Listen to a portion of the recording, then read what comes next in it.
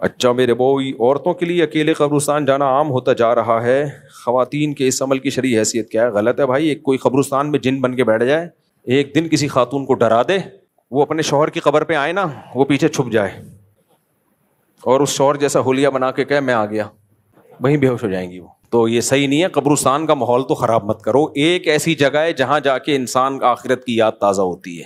ایک ایسی جگہ ہے جہاں جا کے انسان لے کے تھا بیٹا اچھا نہیں ہونے والا تمہارے ساتھ. وہاں بھی اگر خواتین جا رہی ہوں تو پہلے خواتین برقعوں میں آئیں گی، تھوڑے دن کے بعد چہرہ کھولنے کے آئیں گی، پھر اس کے بعد خواتین کو روکنا کہاں آسان ہے بھائی. پھر اس کے بعد وہ بھڑکیلے قسم کے برقعے آئیں گے.